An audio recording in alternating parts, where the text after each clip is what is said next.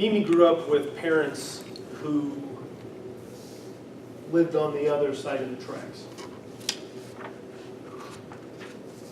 When I lived in Denver, we thought we moved to the best part we could ever have imagined. And one of the first days, a parent asked, well, which side of Evans do you live on? There's always a border, right? Yes. There's always a border. Always a border. However, most of her time was with her mother, who lived in the most economically and educationally challenged zip codes in Nashville. Every superhero has a mission. And Mimi the Motivator's mission is to end generational poverty. God bless you. Everybody, welcome Mimi the Motivator.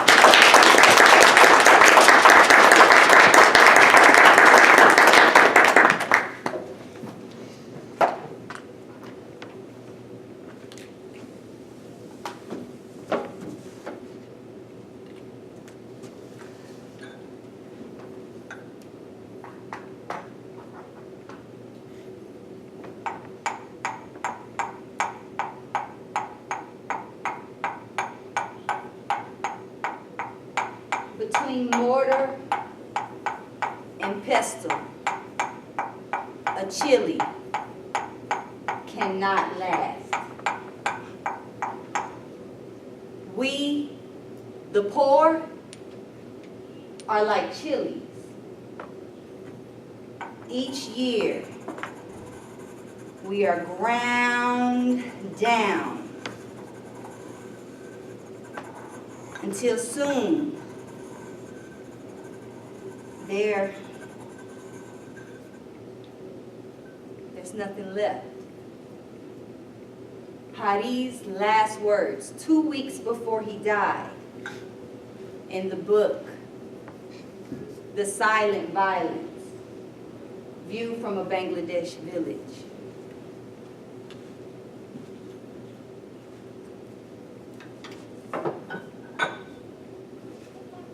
A Brookings Institute study said that people, take one and pass it around,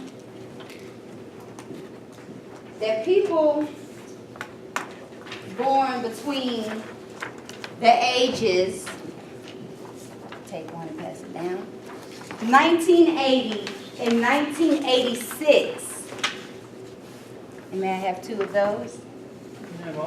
Thank you.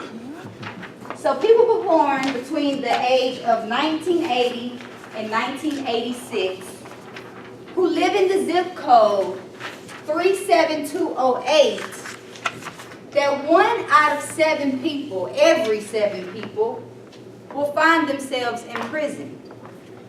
I was born in 1980, and my baby brother was born in 1985, and I spent 30 plus years in 37208. So poverty is something that I know about. But what I was curious of is, what is generational poverty? Where does it come from? How did it get started? And how do we bring it to an end? So that's what we'll discuss today. We'll have a conversation about that. Earlier, Marty asked me, well, what are you talking about today? I said generational poverty. He was like, what's that? I didn't know people didn't know what generational poverty was. So today, you're going to learn. So, generational poverty is when a family has had the challenge of poverty for at least 2 generations. Okay? The Yale School of Medicine says that generational poverty has its own culture, hidden rules, and a belief system. Now, I personally believe that that belief system is the cause, the programming. Dr. Bruce Lipton says that children under 7 have a lower vibration of consciousness, theta. Theta is also Hypnosis. And you learn by what? Watching. So we're being programmed for the first 7 years of our lives. So whatever we encounter, whatever we see and experience is programming us for the rest of our lives and determining almost what kind of adults we become.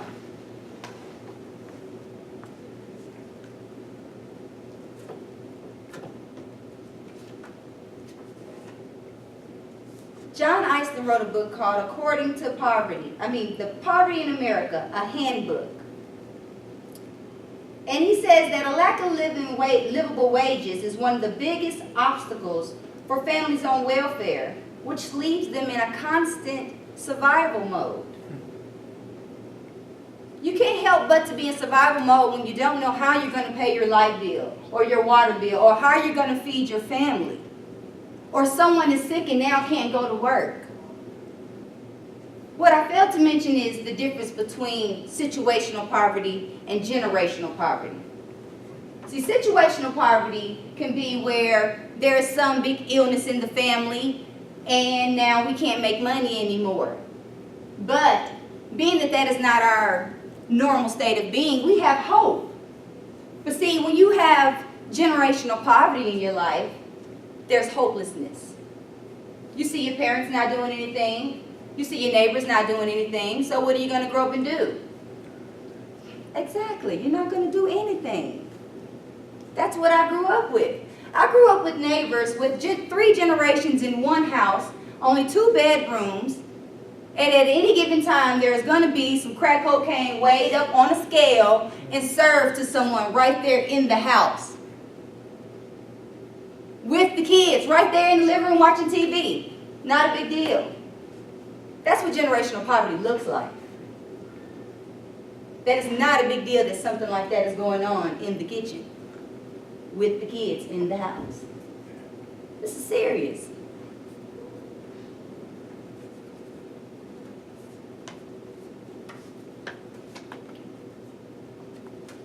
I hear people here complaining about minimum wage. Minimum wage here is $10.20. Minimum wage in Nashville is $7.25. My mother never made over $10 an hour as far as I know before she passed away. I made more money than my mother by the time I was 20 years old. But it was because I was the smart kid in the neighborhood. So I made it out the hood. A framework for understanding poverty says that there are 4 ways to escape generational poverty. Pain, a goal that makes it so pressing that you have to get it. 3, talent and ability, which I had. I'm a natural mathematician. And 4, a mentor relationship. Like Big Brother, Big Sister, one of those programs where you meet someone who shows you a different way of life. I was blessed that my father crossed the tracks and became a part of middle class America. But even him living in a $250,000 home, he's broke. He wants to leave his wife, but he can't because he's in $16,000 worth of debt for the house that they just bought together. That's generational poverty.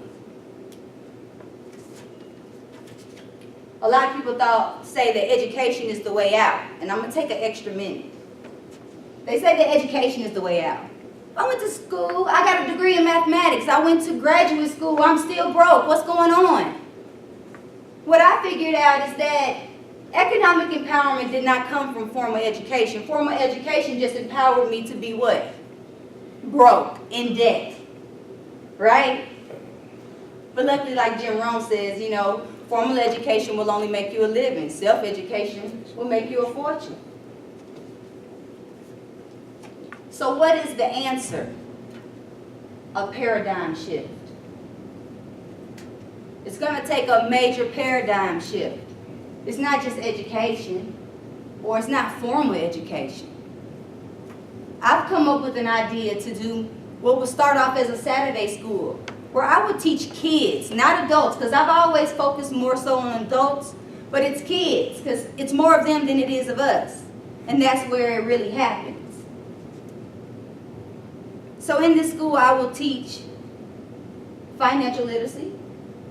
I will teach universal laws, such as the law of attraction and other ancient principles that work still in current day times. And I will also teach healthy living, because you have to have a healthy mind, a healthy body, and a healthy spirit to change your paradigm. So thank you for allowing me to take a couple extra minutes. And this is a rough draft of my award-winning speech, is what I told Dan. So thank you for bearing with me in my notes. I gave you some worksheets I'd like for you to just look over and check and see if you can be broke or not, or if you can deal with somebody that is generationally broke. Mr. Toastmaster.